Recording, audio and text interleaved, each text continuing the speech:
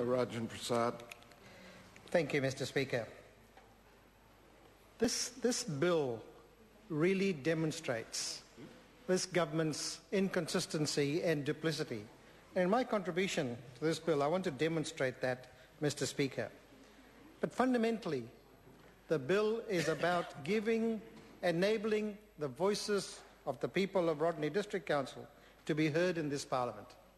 And by the very reaction that the government is taking and by the actions taken by those who should be representing the interests of this Conservative electorate, they are really disabling the people of Rodney's views to be heard here.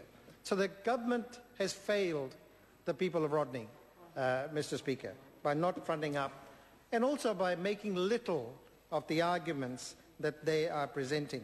Not one national member has come, not north of the bridge, has come forward to say at least I will put my name to a local bill, which is the tradition.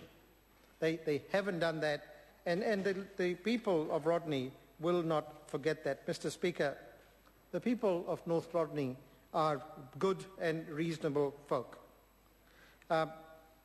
And what they want essentially is to represent the views of the people that they've campaigned very, very actively with. And they make it quite clear that they want to get North Rodney back out of the super city following the view of the majority of the members in this particular area of that city. Now, that's pretty important, pretty powerful argument, Mr. Speaker, and yet they're not being enabled to be here. Mr. Speaker, the government is actually being absolutely inconsistent. They take a particular position when it suits them. On the same principle, they discount it when it doesn't suit them. I remember very well when Honourable Maurice Williamson came to this House and said what a wonderful thing it was that the people of Howick, the people of the Te Irirangi, had this big meeting, had signed petitions, and he actually brought the box into the House, and how important democracy was. And on the basis of that, the Honourable Pansy Wong and the Honourable Maurice Williamson supported the name change and carried the day. What happened to it in this particular case? Because Howick does not even describe Te Irirangi. Te Irirangi is a beautiful name. It has local meaning as well. But no, they used in that case, the members opposite, that principle of the voice of the people. Well, what happened this time? The people of North Rodney has come together, 6,000 signatures. They described to us how they'd walked street after street to find people at home to sign those particular petitions. But the government is being inconsistent and illogical. My colleague, Darian Fenton, and I were invited in the summer of this year to go to North Rodney and have a Labour Party meeting in North Rodney, a public meeting.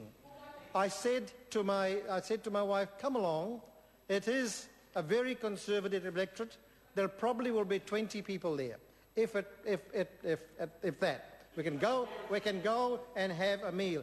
These are the members who supported that government last time. So the member, Mr. Calder, should listen to what they said. When we went there, the hall was full to overflowing. The people were angry. They were absolutely annoyed that the government was not listening. And it's an insult to those people that this government has not listened. So the position taken by Tauhenare today, actually saying the words he used to say these people are only interested in themselves, which is why this bill is here, is an absolute insult to the people of North Rodney. I hope they're listening to this debate or will read the transcript, because they will realize that the government wasn't interested in actually living by the democratic principles that this country operates on, and that party across the road sings its praises all the time. But they are inconsistent, Mr. Speaker. They talked about mining. Now they're saying, oh, but the people don't want it, so we won't have it.